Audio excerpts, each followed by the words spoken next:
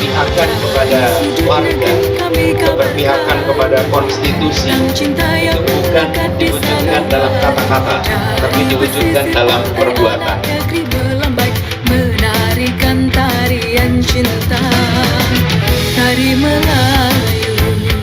Assalamualaikum warahmatullahi wabarakatuh. Jumpa lagi dalam acara ngobrol pikiran bareng Ghea Khalifah. Sore ini kita akan berbincang-bincang tentang sebuah fenomena di Jakarta yang baru terjadi kemarin tanggal 17 Agustus ketika Kampung Akuarium diresmikan oleh Gubernur DKI Bapak Anies Baswedan. Dan hari ini saya ditemani oleh teman-teman dari warga Kampung Akuarium. Di sebelah kanan saya Bapak Teddy Kusnendi ya Pak ya. Bapak tinggal di Kampung Akuarium Pak ya. Dan Bapak Topas sama juga Pak ya dari Kampung Akuarium. Kalau yang ini kayaknya nggak perlu dikenalkan lagi. Ini sudah menjadi artis, tapi bukan artis selegram, bukan artis sinetron, bukan.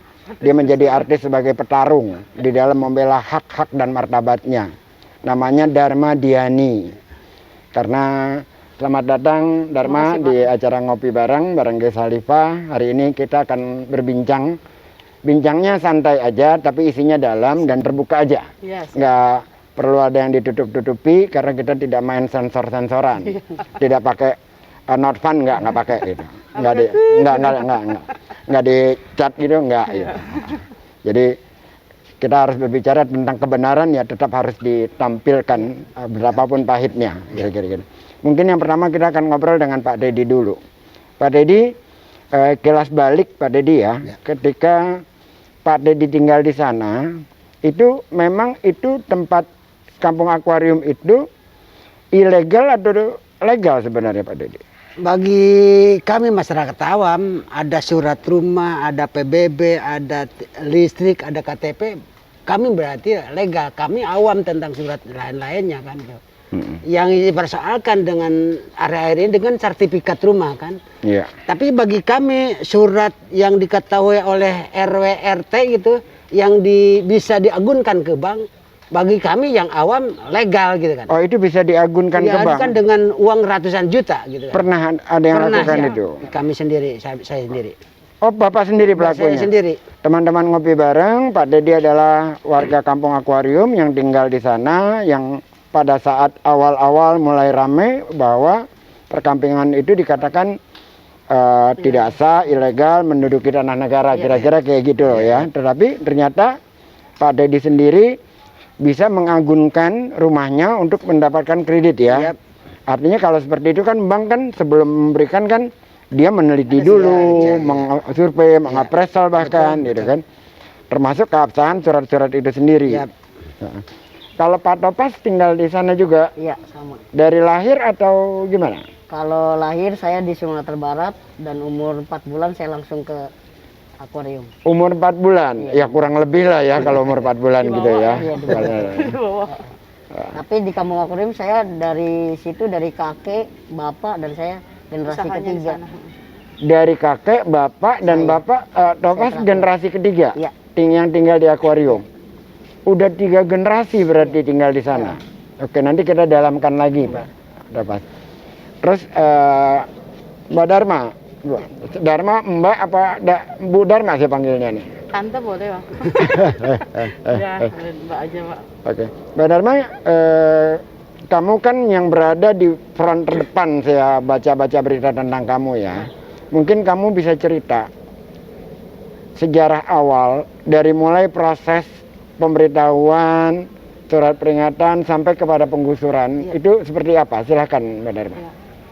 Ya, saya jelasin juga ya. Kalau saya kebetulan lahir di Pasar Ikan, di situ di Pasar Ikan sama akuarium itu satu kawasan Pak. Satu kawasan. Cuma kita beda jalan doang, beda dipisah sama jalan, gitu kan. Kalau saya dulu lihat akuarium tuh lebih ke orang-orang yang tinggal di sana tuh lebih ke kayak komplek. Kayak komplek. Iya, karena yang tinggal di sana tuh kayak penjaga-penjaga museum, banpol, polisi gitu kan dan sebagainya. Gitu kan. Kalau dari proses itu, ini flashback lagi nih, ntar takutnya air mata lagi, mudah-mudahan enggak nih ya Pak ya. Karena kan kita bilang itu keji banget gitu ya. Iya, karena kan selama ini orang bacanya itu tidak runut ya. di media itu kan Iya. sepotong-sepotong. Iya, betul. Jadi saya ingin forum ini menjadi rentetannya jelas. Ya. Gitu. Kenapa kita selalu punya trauma besar di kejadian itu ya? Karena kalau kami bilang pada saat dari mulai pemberitahuan sampai dengan SP1, SP2, SP3 itu tidak manusiawi. Tidak manusiawi. Ya, tidak pernah dibuka front diskusi ya Pak, atau tanya jawab atau membuka forum untuk menyampaikan apa yang jadi keinginan kami, itu tidak sama sekali. Tidak sama sekali. Iya. Jadi Kalau cuma kami- dikasih tahu saja Iya, bahwa itu iya. akan dibongkar. Dan cara memberitahu dan cara ngegebah, kalau kita bilang ngegebah ya, karena kita bilang itu bukannya disuruh pindah atau relokasi, tapi digebah bagaimana caranya kita keluar gitu kan. Itu luar biasa karena ribuan aparat polisi, Ribuan aparat polisi. Pol PP itu benar-benar dikerahkan semua untuk warga kampung akuarium. Kamu lahir di situ ya, Iya. di kampung situ ya. Iya. Ayah dan ibu kamu Ya, tinggal mudanya di situ, ketemunya di situ. ketemunya di situ ya. Itu kan terjadi penggusuran seingat saya tanggal 11 April. 11 April 2016. 11 April 2016. Kan biasanya jauh-jauh hari 6 bulan sebelumnya atau setahun ada sosialisasi setiap ada sebuah kebijakan. Iya. Sama sekali, jangankan 6 bulan, 3 bulan, 2 bulan aja itu nggak ada. Itu nggak sampai 1 bulan itu dari mulai pihak kelurahan, kecamatan datang, keliling-keliling. Itu sempat was-was juga kan, ada apa nih Pak gitu, tumben amat, karena nggak pernah biasanya gitu. Karena kebetulan kan saya mantan RT, terus suami juga LMK kan, jadi kenal lah sama beberapa tokoh kecamatan itu, kelurahan. Pada saat kami tanya ada apa Pak gitu, selalu yang dijawab nggak apa-apa Bu, main aja, masa nggak boleh gitu kan. Oh. Sensus ekonomi lah segala macam, nggak mungkin lah. Sebentar. Teman-teman ngopi bareng, ini ada yang menarik nih. Bahwa awal-awal itu datang terus dengan cara keliling-keliling, Iya. main, terus mengatakan ada sensus ekonomi. Iya, Yang ujung-ujungnya penggusuran. penggusuran. Berita ini valid? Valid. Pak Topas? Iya, Valid? sama. Saya bagian di depan, Bang. Enggak, maksudnya pada Mendengar saat itu, menyatakan iya, ini akan semua. ada sensus ekonomi, Iya, betul. Semua. berarti kan ini bukan tanda kutip lagi, ini adalah fakta sebuah penipuan yang dilakukan Iyalah. atas nama negara kan, Iya. gitu kan? Iya. Karena kan mengatakan di awal sensus ekonomi, yang belakangan malah terjadi adalah penggusuran. Iya. Baik, Mbak Dharma, terus setelah ada sensus ekonomi, kemudian Ya. jadi penggusuran, Itu jaraknya dari mereka keliling-keliling sampai dengan surat pemberitahuan ya Pak. Kita bilangnya surat pemberitahuan, bukan surat peringatan tapi surat pemberitahuan. Diminta warga untuk mengosongkan bangunan. Itu 1 minggu aja jaraknya 1 itu. minggu? Kan sedikit ya kaget lah ya. Kok katanya keliling-keliling seperti itu, ternyata surat pemberitahuan diberikan. Mereka mengatakan di situ bagi warga yang memiliki bangunan harap mengosongkan bangunannya, yang mau bongkar sendiri segala macam gitu kan. Ya kita jadi pertanyaan besar gitu, kenapa kami begini, kok tiba-tiba begini gitu kan. Tapi mereka sebenarnya lebih banyak diemnya sih, nggak bisa ngejelasin secara gamblang kenapa dan bagaimana dan yang untuk jelas apa, hanya gitu. dikasih surat, Surat mereka pemberitahuan. mengikuti perintah dari atas. Itu pernyataan itu ada di surat peringatan kedua.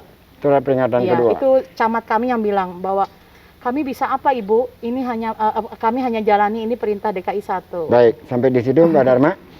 Pak Dedi, ketika surat peringatan datang, apa reaksi Pak Dedi pada saat itu? Ya pada dasarnya kami nggak terima karena Tidak nggak ada terima. pembicaraan dari awal mau diapakan kampung itu kan. Iya, Aturan kan mau dipindahkan, mau dijadikan apa? Ajak dong kami. untuk diajak bicara. Diajak bicara. Kami juga warga DKI ingin membangun Jakarta bersama-sama dengan pemerintah kan gitu. Kan bukan udah disediakan rusun untuk pindah dari sana. Itu masalahnya. Kami hanya disediakan rusun, tentang ekonominya bagaimana. Pada dasarnya kami pengen tempat tinggal ini memperbaiki ekonomi kami, kesejahteraan kami. Tapi ke rusun itu apa? Jaminan untuk memperbaiki ekonomi kami. Oh, jadi kalau dipindahkan ke rusun tanpa mendapatkannya pekerjaan yang layak, pekerja yang biasa Pak Dedi lakukan, itu menjadi masalah tersendiri ya. Belum lagi pindah rumah itu dengan paksa itu kan seperti mencabut dari akar Iya. kita. Hilang Terus sejarah. apa yang dilakukan setelah itu Pak Dedi? Ya kami bertahan. Bertahan. Sebisanya kami bertahan, bahwa kami berasakan pada waktu kenapa si pemerintah si biadab ini kami dicabut dari akarnya lalu dihancurkan dengan segala aset kami gitu kan. Ya, Tadinya pertamanya kami nggak percaya bahwa sekejam ini pemerintah menghancurkan rumah kami, alat-alat kami nggak bisa dikeluarkan dari tempat itu, Pak. Jadi Karena tadinya tidak percaya, maksudnya masih berpikir positif bahwa berpositif tidak ke pemerintah bahwa tidak akan dilakukan semacam itu. Ya, Baik. Pak Topas, gimana pengalamannya pada saat itu? Ketika tiba-tiba bulldozer datang, terus brigade polisi lain-lain, gimana pada saat itu? Ya kalau saya pas di hari H itu kebetulan ya kalau saya kan paham dengan di lapangan, Pak. Ya. Paham situasi kondisi gitu. Jadi pas A1-nya bilang lawan, saya langsung mundur, Pak. Mundur. Iya, saya dengar itu A1 bilangnya, Topas lu keluar dari keramaian, bahaya gitu. Oh Jadi ya. saya dengar teman saya kebetulan aparat, Pak. Jadi Oh. bisik-bisik itu yang saya dengar, Topas lu keluar dari kerumunan, kalau enggak lu dibawa gitu. Jadi saya keluar dengan santai jalan kaki gitu. Pokoknya jangan ada yang mukul saya gitu intinya. Kan itu udah crowded, Pak, di Udah hari H itu. crowded ya, di Udah hari H crowded, ya. udah timpa-timpaan, maksudnya yang ini juga ngelawan. Padahal itu bukan dari warga kampung akuarium, Pak, yang ngelawan-lawan itu. Jadi warga akuarium malah dibawa ke bus sekolah, Pak, DKI gitu. Dimasukin ke dalam Dimasukin. Jadi yang di Sebagian, baris depan sebagian, nggak dibawain, Pak. Dibawa ke bus sekolah, Dibawa, diamankan. diamankan. Iya, karena kan kita bertahannya secara zikir bersama di belokan pasar ikan itu, Pak. bermohon lah ya. Gitu aja. Intinya Nggak semua memohon. sih, nggak semua, ada warga di dalam juga, di dalam kampung. Mbak Dharma, ketika proses penggusuran terjadi, terus kamu dan teman-teman kan melakukan perlawanan ya? Iya. Tentunya dengan perlawanan secara hukum. Seadanya juga. Oh ya, syarat Iya, hukum juga. secara ya. hukum ya. Apa yang kamu lakukan pada saat awal-awal itu? Kalau di hari H-nya itu kami nggak bisa melakukan apa-apa, Pak. Enggak, setelah Setelahnya itu kami tergusur itu di bulan April ya. April. Kami melakukan class action itu di bulan Oktober. Oktober 2016. Class action di Class bulan action, Oktober iya, 2016. ya. hasilnya Sebenarnya itu masih berjalan dan hampir 2 tahun kami berproses itu. Tapi alhamdulillahnya karena ada gubernur baru dan menyatakan sikapnya untuk kampung kami, akhirnya kita duduk bareng menghilangkan ya mudorot-mudorot yang dari itu. Jadi kita cabut gugatan dan membuat kesepakatan damai. oh gugatannya dicabut. Iya.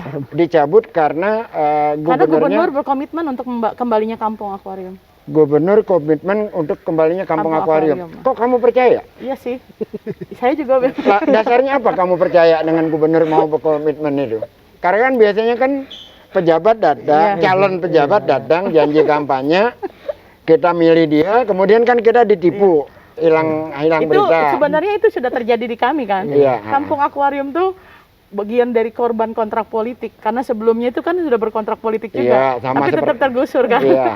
Kalau dibilang kenapa percaya, saya juga bingung kenapa ya. Tapi saya rasa jalan Tuhan kali ya Pak.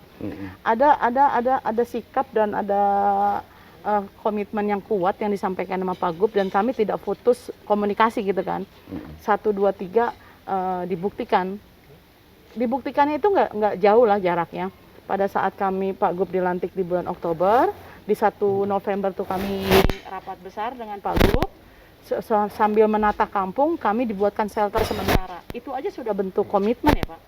Sambil menata kampung Kami dibuatkan. dibuatkan, kan kami waktu itu tinggal di tenda sama di bedeng-bedeng ya Pak. Ya tapi kan begini, teman-teman ngopi bareng ini ada agak menarik di sini. Mereka digusur tanggal 16 April 2016. Yap. Lantas pilkadanya terjadi di tanggal 19 April 2017. 2017, ya. Jadi ada jarak waktu 1 tahun Iya. kemudian. Ya kan? Itu kan prosesnya cukup lumayan Iya. panjang ya sampai mencapai situ. Dari 16 April kejadian itu kan kamu melakukan langkah-langkah hukumnya kan sudah Iya, sudah lumayan sambil berjalan, iya. berjalan terus kan. Iya, terus. Terus tiba-tiba mencabut nih Iya. setelah tanggal 19 April itu. Artinya kan ada sebuah kepercayaan yang besar yang kamu titipkan harapan Iya, dari betul, perjuangan saat betul itu. banget Pak. Kalau mau dibilang Itu kesepakatan bersama. kesepakatan bersama. Gini Pak loh Pak. Teddy yakin bahwa Pak Teddy nggak ditipu pada saat itu. Karena bukti nyata dibikin shelter, kami yang KTP yang dibukukan. Yang dibikin shelter itu tanggal berapa? Itu Januari 2018, tapi Ya masih panjang lagi Masih kan. panjang lagi. Tapi komitmen komunikasi masyarakat dengan Pak Gubernur dari awal kan udah seolah-olah connect gitu. Dari Pak. 100 hari kerjanya Dari juga 100 beliau kerjanya datang, udah penuhi datang, janjinya. Jadi ternyata adalah orang yang tampil ke permukaan dalam medan politik yang kemudian menepati janjinya dan ternyata bisa dipercaya gitu. Iya, Walaupun itu belum terrealisasi. terrealisasi di Iya. awal ya. Oke. Nah ini saya ingin mengorek lebih dalam lagi. Kalau yang sekarang silahkan menangis nih. Karena Jangan dulu deh, jangan nangis. jangankan yang ada di sana, kita yang membacanya melihat puing-puing itu, terus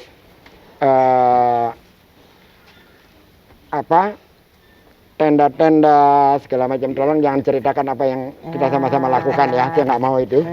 Ceritakan yang bagian kamunya aja. Jadi kan tenda-tenda berdiri sekian lama gitu. Nah itu toiletnya seperti apa? Nah proses kehidupan bagaimana jadinya tuh setelah itu?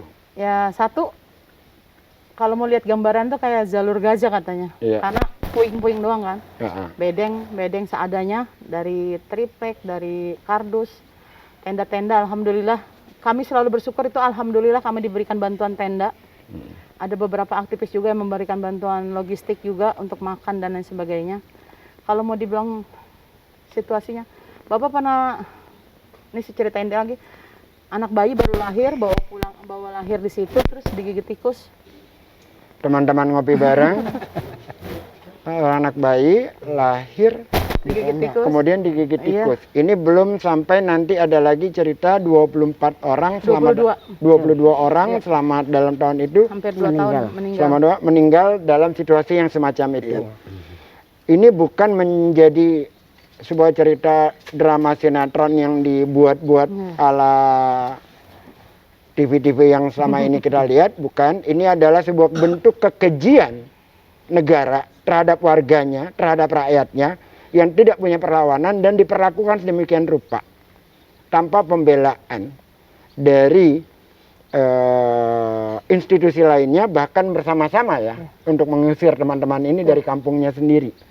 Jadi ini adalah tonggak sejarah kemenangan warga, kemenangan moral terhadap kapitalisme sebenarnya. Iya. Jadi daya tahannya kamu ini luar biasa sekali. Gitu.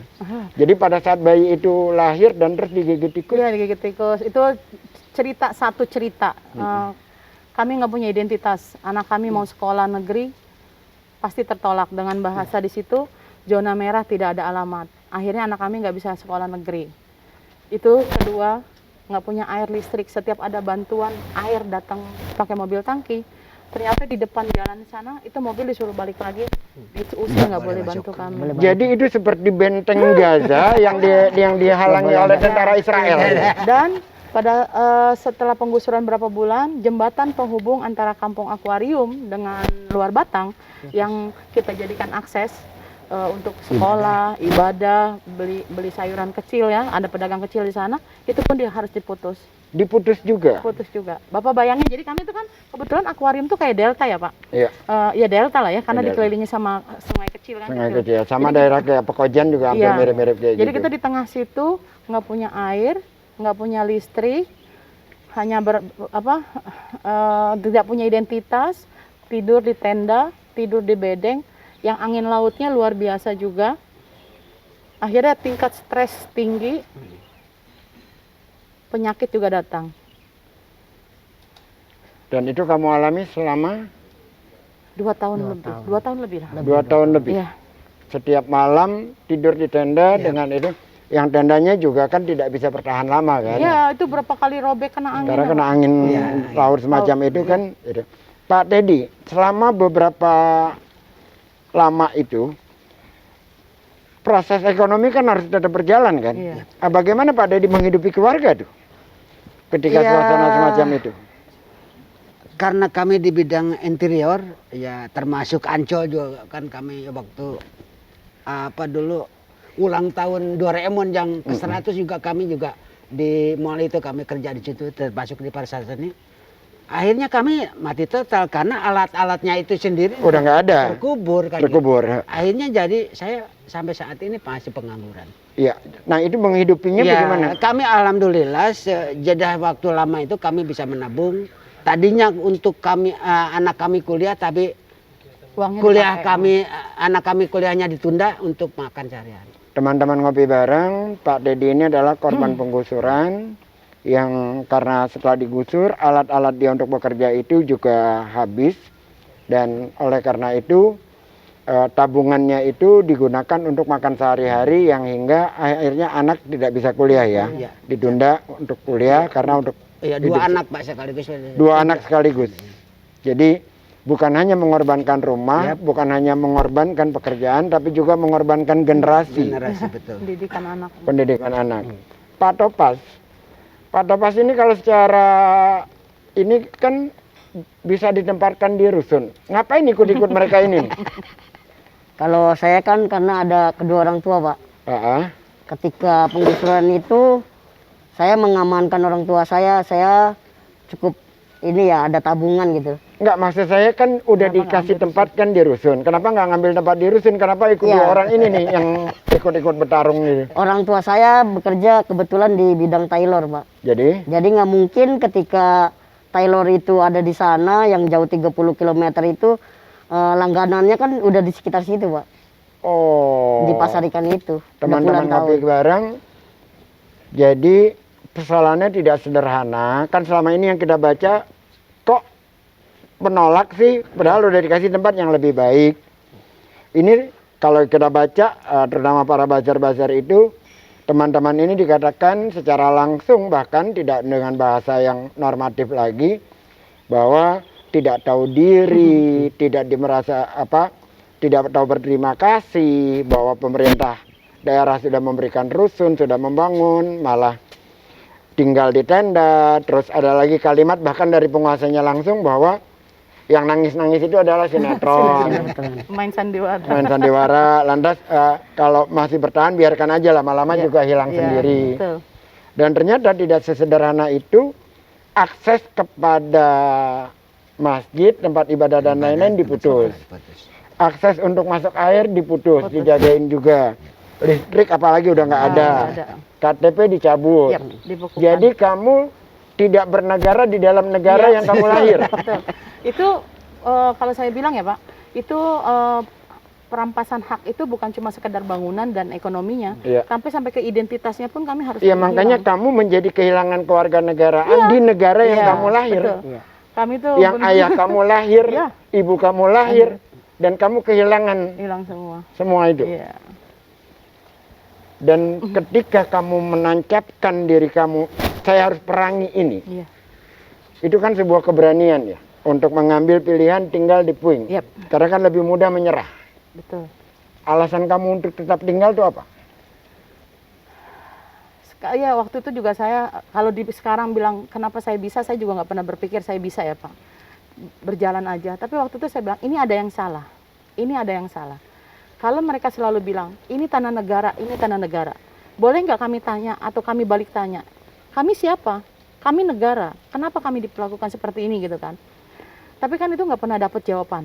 Karena mereka selalu berlindung di jabatannya, di kekuasaannya gitu kan. Dan karena itu jadi saya bilang ini ada yang salah. Saya harus cari tahu kenapa kami diperlakukan seperti ini. Itu yang akhirnya waktu itu juga orang tua bilang udahlah balik aja ke sini gitu, tinggal di sini. Saya bilang enggak, ini ada yang salah. Saya bilang gitu. Jadi mau nggak mau, suka nggak suka saya harus terus perjuangkan ini. Dan kebetulan dapat orang-orang yang ibaratnya paham dan sinergi ya, macam kayak teman-teman pendamping gitu dari LBH Jakarta, dari JRMK, dari Rujak gitu kan. Oh, jadi banyak teman-teman yang membantu ya, Alhamdulillah, mengadvokasi ya. mengadvokasi. Teman-teman ngopi bareng, Dharma Diani ini dibantu oleh Rujak Center, Global Center. oleh JRMK, oleh LBH, LBH Jakarta. LBH Jakarta, UPC ya. Jadi mereka tidak sendirilah, masih banyak lah di Jakarta ini orang-orang baik Yang punya hati. yang punya hati, yang punya simpati terhadap apa-apa yang teman-teman rasakan itu. Jadi pilihan kamu pada saat itu semata-mata ini ada yang salah, Ada yang salah. dan harus dilawan. Harus dilawan. Sebatas itu. Ya gini loh Pak, saya lahir di sana, saya besar di sana. Itu bukan cuma sekedar rumah, bukan cuma sekedar cari nafkah, tapi sejarah saya kan ada di situ Pak. Kamu lahir di sana, besar di sana, Dan saya punya sejarah di punya situ. sejarah di Iya. situ. Lalu ada orang dari mana tahu datang ke Jakarta menggusur kamu. langsung menghilangkan. menghilangkan hak saya sebagai warga negara, sebagai warga DKI. Dan menghilangkan hak Iya, kamu. iya. Dan ini yang sebenarnya yang salah siapa sih sebenarnya? Kalau apalagi dia di media itu memfragmen bahwa kami itu adalah pendatang haram, gitu kan? Ilegal, sampai penyebar virus TBC. Itu saya inget banget, saya bilang kebetulan saya mantan RT dan saya juga kader PKK gitu kan. Tahu banget deh dinas kesehatan tuh belum pernah memberikan zona merah kepada kampung kami bahwa kampung ini adalah penyebar virus TBC gitu. Jadi nggak pernah. Tapi kenapa dia buat berita itu seakan-akan bahwa kami tuh benar-benar penyakit gitu loh. Jadi ini bukan cuma menghilangkan hak rumah kami, tapi menghilangkan keseluruhan dari diri kami itu loh semuanya. Saya meyakini bahwa negara ini, bangsa ini masih punya harapan karena seperti yang sering dikatakan, ibu-ibu kita masih melahirkan para pejuang. Dan para pejuang itu ada di kanan kiri saya karena mereka tidak satu senti pun mundur dari haknya, memilih tinggal di puing ketika kekuasaan begitu menindas terhadap rakyat dan sampai akhirnya kemenangan itu datang. Pak Teddy punya anak, punya keluarga. Ya. Ada rasa dendam nggak terhadap itu semua? Ya pasti aja, secara manusia pasti ada, Pak. Oh, iya. Karena kami korban segala-galanya, terutama tidak bisa mendidik anak saya sampaikan kuliah. Kami lahir tahun 60-an masih bisa SMA. Tapi anak kami di 2020 yang zaman modern lebih lanjut, anak kami sama dengan kami tahun sekian juga kan gitu. Jadi tidak ada perbaikan Nggak ada generasi. peningkatan dari tahun 60-an sama 2020 atau 2021 ini. Aturan lebih tinggi lagi daripada saya kan. Karena kan tugas orang tua mendidik generasi yang lebih baik dari Iya, lebih dirinya. baik dari sini, iya. Ini tidak mengalami hal yang Pak Teddy impikan ya.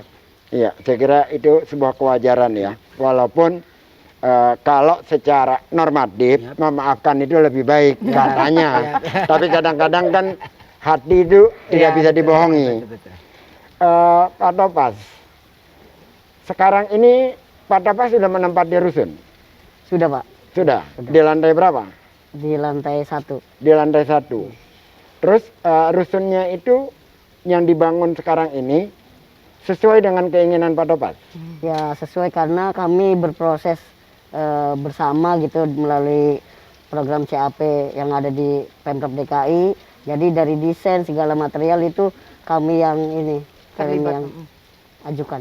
Dari desain material dari warga yang ajukan? Iya. Ngerepotin sekali kalian. Tapi itu kan peran dari kota kolaborasi, Pak.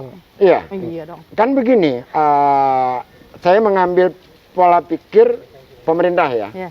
Kan biasanya pemerintah punya ide, punya gagasan, setuju atau tidak setuju, jadikan lakukan. Nah, Pemerintah yang maha tahu, Iya. warga yang maha tidak tahu, pemerintah yang maha berkuasa, kita yang sangat Itu tidak yang punya salah. kuasa. Terus tiba-tiba warga punya otoritas membangun sesuatu dengan kemauan warga. iya. Ini kebayang saya ini capeknya para Pemerintah. menghadapi teman-teman iya. kan aspirasinya Betul, banyak betul. sekali. Gimana itu? Ini yang harus difikirkan juga bahwa kami ini manusia, Ya, makhluk sosial. betul. Bukan cuma sekedar butuh tempat tinggal, dibuatkan gedung, yang kita bilang gedungnya aja dingin begitu, anyep gitulah. Ya. Kenapa ya cuman rusun ditumpuk begitu, terus interaksinya juga kurang. Bedanya apa sih dengan rusun-rusun yang lain yang dibangun? Kalau ini karena dibangun dari kami, direncanakan dari kami yang mengetahui kebutuhan kami di sana itu apa. Setidaknya ada rasa kepemilikan, rasa ya memiliki lah ya Pak ya, karena oh ini keramiknya kita yang mengajukan, desainnya kami yang merencanakan. Keramiknya kamu yang ajukan. Warna cat, Warna cat. atapnya, warna roster. roster, Bentuknya roster itu kita terlibat semua. Kalau mau dibilang merepotkan jelas, kami juga nggak nyalahin pada saat teman-teman dari dinas agak sedikit kewalahan. Iya. Ini kan program baru ya Pak. Iya. Berkolaborasi lah ibaratnya, bekerja sama antara Pemda dengan masyarakat. Sebentar. Ini saya sampai buka masker. Kamu ngerasain nggak bahwa ini bikin nyapain Pak Anies gitu? Kira-kira. Ya itulah yang disebut Kami berproses pelan tapi tidak lambat. Tapi Pak Aniesnya sabar ngadepin kamu. Tanya Pak Anies. Ya kira-kira kamu lihat gimana?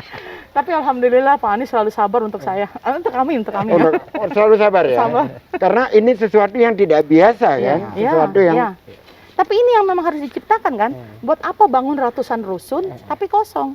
Iya. Buat apa bangun ratusan rusun tapi merugi? Ini ada contoh sederhana betapa membangun sesuatu yang tidak mempelajari secara detail, secara menyeluruh. Sudah selesai dibangun, rusun itu tidak bisa ditempati. Betul. Karena tidak ada akses air ke sana. Bisa dibayangkan tidak? Ya. Jadi rusunnya udah dibangun duluan, tapi airnya ternyata tidak siap Iya. untuk masuk ke sana. Itu kan memang lucu ya, Ya. karena masa sih Tidak ada. melakukan sesuatu tidak punya mempelajari lebih dulu persoalan dan sebagainya. Ya memang yang lama-lama seperti itulah. Tetapi ini malah sebaliknya, warga malah punya otoritas memilih. Iya, betul. Itu kolaborasi macam itu kan butuh negosiasi. Betul. Itu berjalan baik. Tidak. Ah, ini Wah. menarik nih. Menarik ini. Tapi saya jangan jadi provokator dinas perumahan. Nggak apa-apa, artinya bahwa pemerintah harus belajar sabar menghadapi warga. Betul, gitu loh. betul. Ya kalau komunikasi kita berapa kali mentok itu. Dinas perumahan kan terbiasa Iya. mengerjakan sesuatu berdasarkan perencanaan mereka. Perencanaan Membuat mereka. rusun di sini, membuka lowongan warga masuk ke situ gitu kan, tanpa memikirkan ekonominya apa, besoknya bagaimana gitu kan, mampu atau tidak untuk bayarnya atau gimana. Tapi di sini kan kami dari mulai rapat-rapat, berkoordinasi, mendesain, menyerahkan berita acara tentang desain, pemilihan material gitu kan, bentuk bangunan, madep kemana, rosternya seperti apa, itu kan kami semua ikut terlibat. Yang membedakan rusun yang kamu tempati sekarang dengan rusun-rusun lain di mananya? Yang paling prinsipalnya itu di mananya? Kalau satu, kami ini berada dalam kawasan cagar budaya, Pak. Ya. Ya. Ada museum dan bangunan-bangunan cagar budaya di sana. Di Dan sana. kita harus bersinergi untuk itu. Dan itu tetap terpelihara, Alhamdulillah. tidak terusak oleh Tidak dong. masih Dan malah tetap kita ada. harus jadi satu kesatuan dengan mereka. Jadi kami juga bukan cuma sekedar objek pelengkap, tapi kami juga sebagai sebagai tujuan juga untuk jadi pariwisata itu. Oke, dari sisi bentuk bangunannya yang membedakannya apa? Hampir mirip lah, tapi karena bangunan ini juga tidak tinggi, hanya 5 lantai, ada ruang komunal yang cukup luas. Kalau kampung itu kan ciri khas dengan ruang komunal, Pak, Ruang buat komunal. tempat berkumpul dan lain sebagainya gitu kan. Ya, saya juga anak kampung, anak Poncol, jadi ngerti main di Iya. pasar, di gang, kumpul sama tetangga, itu Kan hal-hal seperti itu kecil, tapi sebenarnya sangat menentukan, sangat bukan artifisial, ya, itu menjadi bagian dari kehidupan kita Iya. sehari-hari. Gitu. dan kebetulan warga kita sebagian besar itu kan ada nelayan. Nelayan kebetulan laut di depan kita gitu kan. Iya. Bagaimana kita mengakomodir mereka tentang ngejemur ikannya, nyimpen barang dagangannya gitu kan. Jadi hal-hal seperti itu juga kita bicarakan, kita rencanakan dari awal. Kalau sekarang nelayan masuk ke rusun Marunda, ke rusun Kapuk, yang jelas berapa kilo gitu dari lautnya, itu kayaknya mereka nggak bakalan bisa bertahan. Jadi rusun itu dibangun dengan merencanakan tempat menaruh ikan, menyimpan Iya, ikan, menjual ikan, Iya. sedetail itu. Semuanya. Kok gue jadi nggak bisa ngomong ya? Karena saya kebetulan bermain di properti ya. Iya. Itu hal yang sangat tidak mudah dikerjakan, apalagi oleh pemerintah yang punya proses birokrasi Iya. segala macam gitu kan ya. Itu, Dan itu terjadi dalam setahun ya, ngebangun itu ya, ya. dari proses, sebenarnya kalau proses pembangunannya itu nggak sampai 1 tahun. Tapi proses pada saat kami mendesain, mengajukan dan berdiskusi panjang lebar itu cukup lama lah, 2 tahunan itu. 2 tahunan Iya, ya. karena kan kita juga sadar jangan sampai membahayakan teman-teman birokrat juga kan di sana gitu, atau ASN-ASN yang terlibat di kampung kami. Ada aturan-aturan yang memang harus dipahami, atau sebenarnya ada solusi yang bisa dicari bareng-bareng dan aman gitu loh. Ya. Itu sebenarnya. Teman-teman ngopi bareng, obrolan ini bisa sangat panjang sekali, tetapi kita ngobrol yang poin-poinnya saja, yang inti-intinya saja, apa yang mereka alami dan bagaimana proses setelahnya. Dan tentu saja hari bersejarahnya itu bukan sekedar tanggal 11 April yang hari bersejarah, karena tanggal 11 April itu adalah hari air mata. Tapi ada harinya senyuman, yang dimana pemimpin datang, dia bukan memberikan ratapan, dia datang dengan memberikan harapan. Dan pemimpin itu datang di tanggal 19 April 2017. Saya ingin tanya teman-teman ini, dimulai dari Pak Dedi, pagi itu pemilihan. Pak Dedi tidak bisa milih kan, udah nggak punya KTP. Oh, maksa kita. Maksa, bisa milih. Bisa milih. Nah, kan pada saat itu memilih ya. Memilih, datang ke TPS. Saya tahulah kira-kira doanya seperti apa gitu. Kira-kira gitu, tapi nggak usah diucapin nanti nggak enak gitu. Terus prosesnya itu jam 10, 11 berdebar-debar. Jam 3, jam 4 baru tahu. Apa yang Pak Dedi rasakan? Gak bisa dibicarakan Pak, masalahnya ya kami sebetulnya dari awal lihat laut muka atau gerak-gerik sebelum itu kampanye aja kami udah terpikat memang sebetulnya. Udah terpikat dengan gerak-gerik atau Jadi pas ketahuan angkanya itu gimana rasanya tuh? Alhamdulillah kami sorak-sorai sih sebetulnya, inilah kami yang membimbing kami untuk tujuannya pada itu hanya rumah susun aja kan, rumah tempat tinggal pada waktu itu, nggak berpikir lain. Inilah yang akan membimbing kami mendapatkan rumah tempat tinggal. Pak Topas, jam 4 sore itu angka di TV sudah sedemikian jelas. Kemenangan sudah di depan mata, sudah tidak mungkin terkejar. Pak Topas lompat-lompat di mana itu? Karena tuh puing tuh. Kalau nggak salah waktu itu di Kampung Akuarium itu ada acara cukur rambut bersama, Pak. Cukur rambut bersama. Ya kebetulan saya juga dicukur kebetulan. Saya lagi rambut saya panjang tuh kebetulan. Saya dicukur, Pak. Nazar. Najar, Jadi cukur rambut Pak bersama. Teddy sama Topas. Pak Topas. Saya Kalau sama dicari. Dharma ini, saya tidak bertanya, tapi saya menduga-duga saja. Kamu berguling-guling di atas sejadah nggak? Sujud syukurnya atau gimana itu? Saya uber-uber cukur juga, Pak. Syukur juga. Serius, Pak? Oh ya, Iya. Watak Karena saya najar juga itu. najar juga. Akhirnya jadi korban. Cukur. Beneran, Pak, beneran. Untung kan karena pakai hijab Enggak, kan. cuman kan pada saat itu kan. Udah, kalau masalah pada saat ditentukan itu saya bilang alhamdulillah gitu kan. Udah nggak tahu lah, air mata tuh udah nggak bisa ini, udah sama-sama warga itu udah ya berpelukan ya apa udah segala macam. Judulnya itu air mata udah nggak berhenti deh. Udah puji syukur aja deh, udah bener-bener. Di tanggal 19 April Ya, itu. karena itu kan benar-benar pertarungan yang sangat luar biasa. Saya sengaja saya mendapat kaos ini dari Pak Mirza, orangnya ada di sini. Iya. Namanya Gua Betawi, lo jual, gue Gue beli. beli. Ini kaos ini bukan untuk saya sebenarnya, melambangkan perjuangan kalian. Gitu. Lo jual, gue beli. Lo ngajak gue bertarung bertahun-tahun gitu kan. Dharma, 19 April saya kira hari kemenangan moral Iya. bagi warga, bagi masyarakat miskin, bagi masyarakat yang tidak terbawa oleh deras ekonomi yang terjadi, malah menjadi masyarakat yang tergusur sedemikian rupa, tapi berbalik menjadi hari kemenangan. Sepanjang itu setiap tanggal 19 April kalian mengadakan apa nih? Kebetulan kami bukan di 19 Aprilnya, tapi di 11 Aprilnya. Oh, yang diadain Iya, ya? setiap mau lakukan waktu itu ada hari HAM juga. Penyerahan maket pun kami simbolisnya di 11 April. 11 Pak. April. Jadi itu momennya itu dapat ya dari mulai Pak Gubnya sampai dengan harapan baru kan kita bilangnya kan, Iya. harapan barunya sampai dengan masa lalunya. Jadi di situ kita ambil momennya, Pak. Ambil momennya. Iya. Nah, maksud saya begini. Di pidatonya Pak Gubernur yang kemarin, ada kalimat yang menarik, redaksinya saya tidak terlalu persis ya. Kira-kira pesannya adalah, jaga anak-anak di sini, Ya. jadikan mereka lebih baik, Lebih baik dari dari kalian. ya, Didik betul. kalian, saya Betul. titip anak-anak Iya. itu. Itu PR besar. Tapi insya Allah di 5 tahun ini benar-benar ngajarin kita bagaimana pendidikan itu sangat penting. Iya. Bahwa bodoh pendidikan, bodoh tentang gelar, ternyata itu juga berpengaruh, Pak. Ternyata Iya, juga berpengaruh. iya. Karena kemarin tuh kami tergusur dengan paksa itu benar-benar tanpa pernah bisa membela diri kami seperti apa. Karena kami benar-benar buta gitu kan.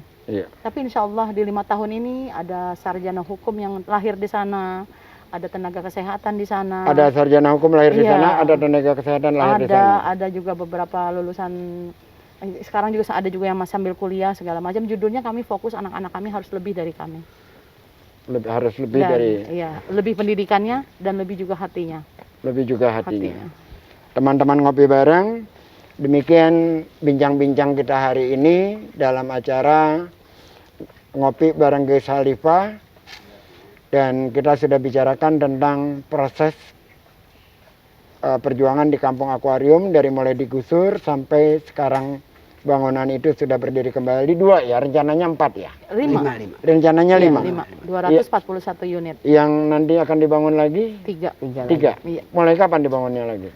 Insya Allah di bulan September ini ada, ya kan karena ini menggunakan dana SP3L ya Pak. Iya. Jadi ada pengembang atau dana kompensasi dari perusahaannya Dari itu perusahaan baru ada bulan untuk depan. bangun itu ya. Iya. Dan ini juga waktunya kan nggak cepat ya. Karena kemarin aja cuma berapa bulan Iya. jadi ya. Artinya bahwa janji itu tetap akan ditunaikan ya. Iya. Pertanyaan terakhir nih Pak Dedi, juga Pak Topas, gantian aja jawabnya nanti. Iya.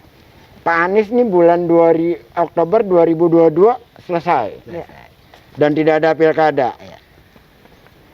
Apa bayangan Pak Dedi terhadap situasinya setelah Pak Anies selesai? Mudah-mudahan meskipun beliau nggak jadi apa atau udah lebaran, tetap membimbing kami dengan segala kelebihan beliau. Ya. Gitu. Tetap membimbing Kampung Akuarium dan mendidik kami dan anak-anak kami untuk menjadi manusia yang lebih baik. Tetap dekat ya Yap. hubungannya ya. Baik. Kalau Pak Topas, gimana Pak Topas? Ya, setelah Pak Anies sudah tidak menjabat, ya semoga kebijakan-kebijakan PLT berikutnya juga berpihak pada kami dan seluruh masyarakat DKI Jakarta.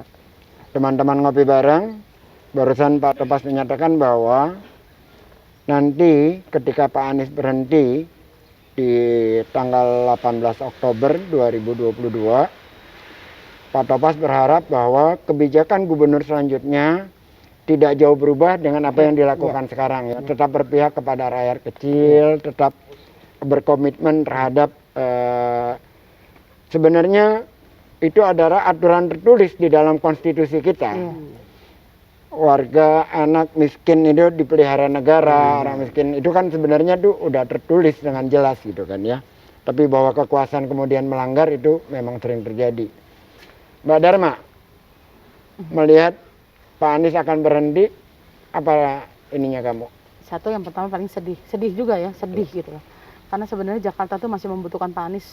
Jakarta masih membutuhkan Pak Anies. Tapi karena ada aturan yang harus pilkadanya ditiadakan, walaupun sudah dengan perlawanan dan lain sebagainya, ternyata tetap ini gitu kan. Tapi semoga yang sudah dibuat Pak Anies selama 5 tahun ini itu sebenarnya pelajaran besar buat para ASN di sana, buat para birokrasi di sana, dan itu bisa menjadi bahan atau penyemangat untuk bekerja lebih baik lagi. Jadi Bahan jangan atau diputus, penyemangat. iya, jangan cuma diputus karena gubernurnya beda, terus mereka akan Berubah berkiblat lagi. lain lagi, berubah lagi. Tapi sebenarnya bahwa jaminan bertempat tinggal, keamanan bermukim itu dijamin oleh konstitusi, dijamin oleh undang-undang. Itu harus jadi dasar juga sama mereka. Jadi bekerja jangan hanya sekedar perintah DKI 1, tapi mereka juga harus punya hati untuk itu. Harus punya hati untuk itu ya. Terus selanjutnya bagi orang-orang yang mengecam kamu punya pesan apa itu? Orang-orang itu ya kan ada yang namanya jelas, ada yang tidak jelas. Mereka orang-orang yang dibayar itu sebenarnya kan mereka menjadi pecundang kan sekarang ini kan. Nah untuk para pecundang itu kamu punya pesan apa itu? Ya enggak, ini sih Pak, ya terima kasih aja atas semua komenannya. Saya bisa buktikan, kami bisa buktikan bahwa yang dikatakan bahwa kami adalah pendatang haram, penyebar virus TBC seperti yang mereka beritakan, atau kami dianggap tidak berterima kasih, tidak bersyukur, itu kami lawan dengan semua yang kami kerjakan saat ini. Jadi berterima kasih aja lah Pak, nggak penting juga di. Nggak penting juga ya. nggak penting. Ya emang teman-teman pecundang cukup Anda tahu bahwa Anda tidak penting di Nggak mata penting. petarung Darmadiani Sangat ini. tidak perlu dipikirkan dan tidak perlu dikomentari. Keren banget itu. Baik, selanjutnya ada merchandise dari Iwat ya. Silakan, Mertua Siregar.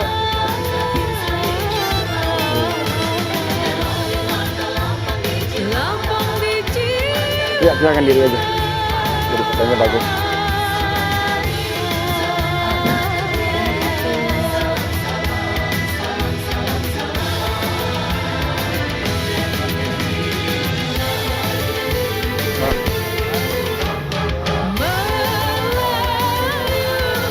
Oke, sampai di sini acara kita. Kita kembali ke acara yang selanjutnya, insya Allah dalam waktu yang sama di Selasa dan Rabu sore.